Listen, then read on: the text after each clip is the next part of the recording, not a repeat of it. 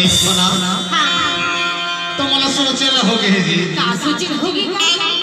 मैया तो थो का कहिथे मैं इतना सच धच के कहां जाथस कहि थोरे हां समरू फरा जाथा समरू पारा हां गई तो न देखते समरू पारा के पूरा ना तो भारी मोबाइल में धरा धीरे ऐसे का ओहो बेचारा हंसते तो न देख आओ देना टोपी वाला ओहो मोबाइल में धरा या बाय भी करत अच्छा और ना तो लतूरी हले घराए देखत रे ना कैसे नहीं देखी तो नहीं है डरता नहीं है डर नहीं तोर बहुत जबर छाती है का कैसे बाहरी छाती तो माया का था का कैसे जब तक जाता समरू पारा तो बहुत जवारा है रे कैसे तोरे डहर देखते तोरे डहर देखते अब एक क्यों डहर देखना या बोलू मत औ करते का बता दो रे बता और ना वो गेट में है बेचारा मन हाथ में ऐसे बांधे है बोलू मत देखते जा अब का कथा जानता का कैसे ना तोर उम्र हवे 16 साल या लटका डारी समरू पारा के टूरा मतलब पागल बना डाली रे कैसे हां और हम बहुत दूर देखते हमर गाड़ी तरफ हां और का कहा था जाना था का कैसे ना पाछू झूले काले काले बाल कथा लंबा बाल है रे कैसे नहीं दिखेगा एमपी वाले टूरिया जाना था तोर उम्र हवा 16 साल पाछू झूले काले काले बाल आज बना ये समरू पारा के प्रांगण में भुइया में और गुरु घासीदास बाबा के जगह में ये चौथा साले मोरकार कैसे धीरे धीरे धीरे धीरे बुढ़ावत हो जी यह के मोला समझ जाना पर मोरना आदत नहीं गई है अब हो देखा तो तोला तो कैसे कैसे लगा थे कैसे लगेगा बता दो बता ताई हां जिंदगी के कर ले कमाल नहीं है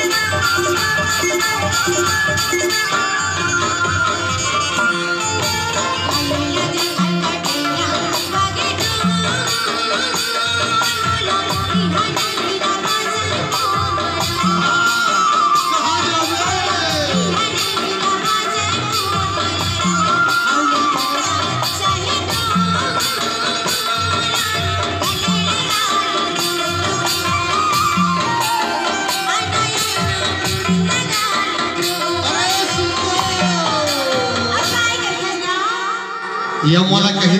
हाँ हाँ शहडोल ले जावे कहीं से तो हमारे गांव ले शहडोल का 90 किलोमीटर ऐसे दही का गाड़ी मिले तो ना भारी किराया लग जाही और मैं ना बड़ा गरीब हो रे ऐसे अब तोला बता दो बताना अरे चांदी की मुद्री उलार कैसे बड़ी बात की खेली का सागवानी बड़ी बात की कटिया पातरी मैं बिगाड़ो कैसे आज गली लगा दू आना यारा दिल लगा दू